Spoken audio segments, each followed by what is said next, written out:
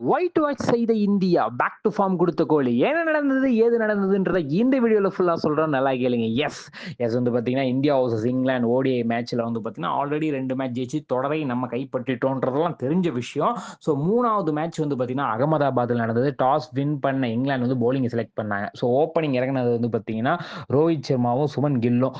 என்னங்க SSP ஜெய்ஸ்வாலுக்கு rest? ஆமா ஆமா ஆமா அப்படின்னு சொல்லிட்டு இருக்கும்போது வந்து பாத்தீங்கன்னா ரோஹித் சர்மா வந்து பாத்தீங்கன்னா ஒரு ரன்ல காலி ஆயிட்டாருங்க. மார்க் குட் பால்ல 2 பால் தான் வேஸ்ட் பண்ணாரு. ஒரு ரன்ல காலி. அப்ப நேத்து போன மேட்ச்ல உனக்கு பெருமையா பேசணும், என்னாச்சு போங்க அப்படின்னு போயிட்டு இருக்கும்போது கோலியும் சுமன் கில்லும் பார்ட்னர்ஷிப் அமைப்பாங்களா, கோலி பேக் டு ஃபார்ம் கொடுப்பாரா அப்படின்னு இருக்கும்போது வந்து கண்டிப்பா கொடுப்பேன் பாருங்க, நான் பிராக்டிஸ் பண்ணிட்டு வந்திருக்கேன் அப்படின்ற அளவுக்கு வந்து பாத்தீங்கன்னா நல்ல பெர்ஃபார்மன்ஸ் கொடுத்து ஒரு 6 7 4 அப்படின்ற மாதிரி 55 பாலுக்கு 52 ரன் அடிச்சு அப்படி எவ்வளோ கண்ட்ரோல் பண்ணி அந்த தேவையில்லாத ஷாட் ஆடாம இருந்தார். ஆனா கஷ்டப்பட்டு கடைசியில ஆடி அவுட் ஆயிட்டாரு. ஸோ 50 எடுத்து பேக் டு ஃபார்ம் கொடுத்த கோலி ரசிகர்களுக்கு வந்து பாத்தீங்கன்னா ஒரே கொண்டாட்டம். என் தலைவன் பாத்தியா, ஒன்னு ரோஹித் சர்மா ஆடுவார், இல்ல கோலி ஆடுவாரா, இதுதான் டீம் அப்படின்ற மாதிரி பேசிட்டு இருக்கும்போது ஸ்ரேயஸ் ஐயரும் வந்து பாத்தீங்கன்னா சுமன் கில்லும் திருப்பி ஒரு நல்ல பார்ட்னர்ஷிப் அமைச்சாங்கன்னே சொல்லலாம். ஸ்ரேயஸ் ஐயர்லாம் T20 மாதிரி ஆட ஆரம்பிச்சிட்டாரு. 64 பாலுக்கு 78 ரன் அப்படின்ற மாதிரி வந்து பாத்தீங்கன்னா 8 4 2 6 அப்படின்ற மாதிரி செம்மையா ஆடி வந்து பாத்தீங்கன்னா பெர்ஃபார்மன்ஸ் பண்ணிட்டு இருக்கும்போது, ஏப்பா சுமன் கில் என்னாச்சு அப்படின்னு கேட்டீங்கன்னா, அதாவது ஒரு வேற லெவல் ரெக்கார்டு படிச்சிருக்காரு. அனைத்து ஃபார்மாட்டுகளிலும் செஞ்சுரி அந்த கிரவுண்ட்ல அடிச்ச பிளேயர்னா சுமன் கில் தான் அப்படின்ற அளவுக்கு வந்து பாத்தீங்கன்னா செஞ்சுரி நேத்து பதிவு செஞ்சாரு. 102 பால்ஸுக்கு 112 ரன்ஸ் அடிச்சாரு. டெஸ்ட்ல 100 அடிச்சிருக்காரு, T20ல 100 அடிச்சிருக்காரு, ஓடிஐலையும் 100 அடிச்சு வந்து பாத்தீங்கன்னா சாதனையை புரிந்து விட்டார் சுமன் கில் அப்படின்ற மாதிரி வந்து பாத்தீங்கன்னா போயிட்டு இருக்கும்போது, அவரும் ஆதில் ரஷீத் பாலக்கார், என்னப்பா ஆதில் ரஷீத் முக்கியமான 3 விக்கெட் எடுத்துட்டாரே, முக்கியமான 3 விக்கெட் இல்லைங்க 4 விக்கெட் அப்படின்ற மாதிரி ஹர்திக் பாண்டியா விக்கெட்டையும் பாத்தீங்கன்னா 17 ரன் காலி பண்ணிட்டாரு.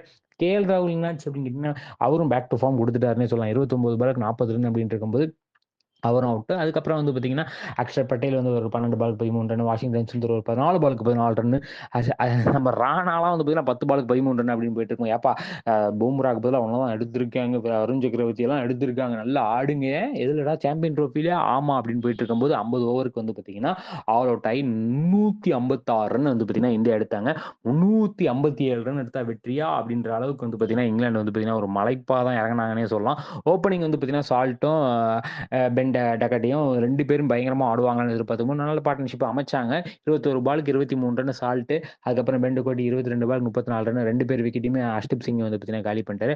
அதுக்கப்புறம் டாம் பேண்டன் வந்தாரு. அவரு 41 பாலுக்கு 38 run, Kuldeep Yadav ball out ஆயிட்டு போயிட்டாரு. ஸோ ஜோ ரூட் பயங்கரமா ஆடுவார்னு எதிர்பார்க்கும்போது 29 பாலுக்கு 24 ரன் அப்படின்ற மாதிரி அக்ஷர் பட்டேல் பால்ல காலி. ஹாரி ப்ரூக்கும் ஜாஸ் பட்லரும் ஒரு பார்ட்னர்ஷிப் கண்டிப்பா அமைச்சாக வேண்டிய சிச்சுவேஷன் அங்க இருந்தது. நீங்க சொன்னா நாங்க அமைச்சிருவோமா அப்படின்ற அளவுக்கு வந்து பாத்தீங்கன்னா 2 பேருமே வந்து பாத்தீங்கன்னா அர்ஷித் ராணா பாலுக்கு போல்ட் அவுட் ஆயிட்டு போயிட்டாங்க.